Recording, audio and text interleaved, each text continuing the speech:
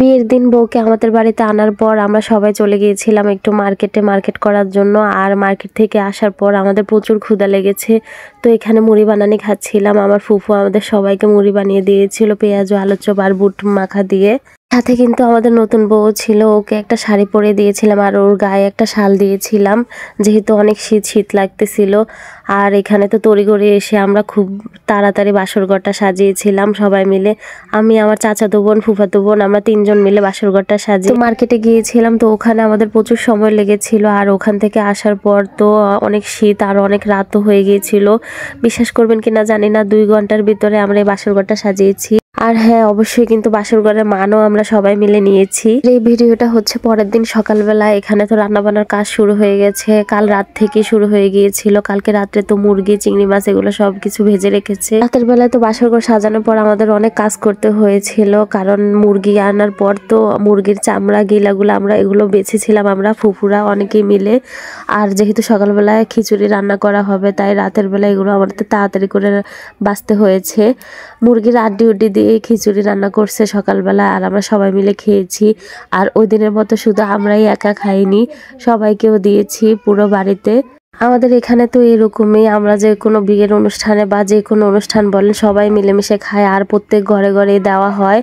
কার কোন জায়গায় কোন নিয়ম আছে আমি জানি না, কিন্তু আমাদের এখানে সবাই তো খিচুড়ি রান্না করার পর আমরা তো সবাই খেতে বসে দিয়েছিলাম। আমি এটাকে বলেছিলাম যে আমি খাইয়ে দেবো, কিন্তু ও আমার কাছে একটুকু খেতে বসেনি, আমার আব্বুর সাথে খাচ্ছিল দাঁড়িয়ে দাঁড়িয়ে। আর আমার আব্বুর শুধু চুল টানছিল। এখানে তো আমার বড় ফুফা সবাইকে বেড়ে বেড়ে দিচ্ছিল। শুধু আমরাই না, এ বাড়িতে যদি কারো ঘরে কোনো অনুষ্ঠান হয়ে থাকে প্রত্যেকে এই কাজটাই করে। তো আমাদের ঘরের সবাইকে তো দেওয়া শেষ হয়ে গেছে, সবাই প্লেটে প্লেটে নিয়ে নিয়েছে খাওয়ার জন্য। এখানে আমার বড় ফুফু প্লেটে করে সবার প্রত্যেকের ঘরে ঘরে 1 প্লেট নিয়ে দিয়ে আসছিল, সাথে আমার দাদিও নিচ্ছিল দেওয়ার জন্য সবাইকে। ওই দিন তো আমরা খিচুড়িটা রান্না করেছি, তেমন একটা মজা হয়নি। আজকে কিন্তু খিচুড়িটা অনেক মজা হয়েছে, সবাই তৃপ্তি ভরে খেয়েছে। এমনকি সবাই একবার নেওয়ার পরও আর একবার করে নিয়েছে। ওই দিন কিন্তু প্রচুর খিচুড়ি বেঁচে গিয়েছিল আমাদের। অলরেডি তো বাবুর্চির রান্না বান্নাও শেষ হয়ে গেছে, আর এখানে তো স্টেজটাও সাজানো হয়ে গেছে সবার খাওয়ার জন্য।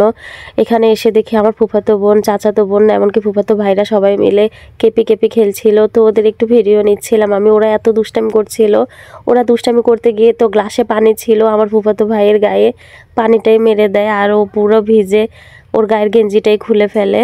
ওদের কথা কি বলবো, ওদের দেখে আমি আমার কথাও ভাবতেছিলাম। একসময় যখন আমার খালাতো ভাই, এমনকি খালাতো বোনের বিয়ে হতো, সবাই যখন আমরা আত্মীয় স্বজন এরকম একসাথে হতাম, তখন আমরাও খুব দুষ্টামি করতাম। আমার ছোট চাচিদের বাড়ি থেকে মেহমান আসা শুরু হয়ে গেছে, সবাই তো অলরেডি এসেও পড়েছে।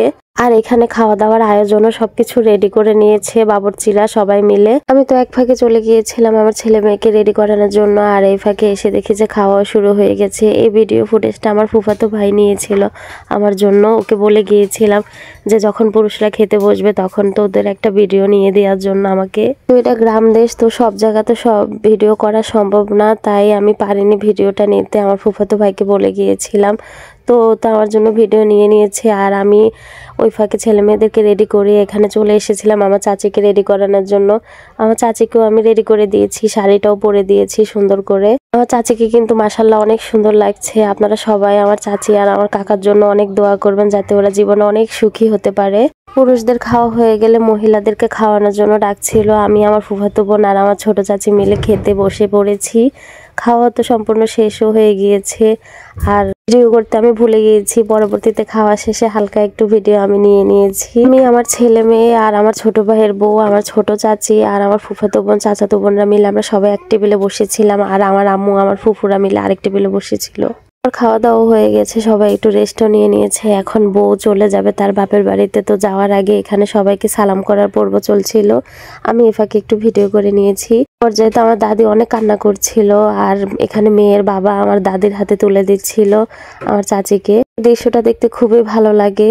এরপর তো প্রত্যেকটা মেয়ের বাবাই এরকম কাজ করে যে তার শাশুড়ির হাতে কিংবা তার শ্বশুরের হাতে তুলে দেয়, যে তাকে বউ না ভেবে মেয়ে ভাবার জন্য। সবাই চলে যাচ্ছে, আমার চাচিও এখন চলে যাবে, আমার কাকাও যাবে, আর কাকার বন্ধু সাথে যাবে। আমরা কেউ যাব না, ওদেরকে বলেছিল যাওয়ার জন্য। আর আজকের ভিডিওটি এই পর্যন্তই। আর আমার কাকার বিয়ের ভিডিওগুলো আপনাদের কাছে যদি ভালো লেগে থাকে তাহলে সবাই আমার চ্যানেলটি সাবস্ক্রাইব এবং ফলো করে দিবেন। আমার চাচিকে কেমন লাগছে সবাই আমাকে কমেন্টে জানাবেন। আল্লাহ হাফেজ।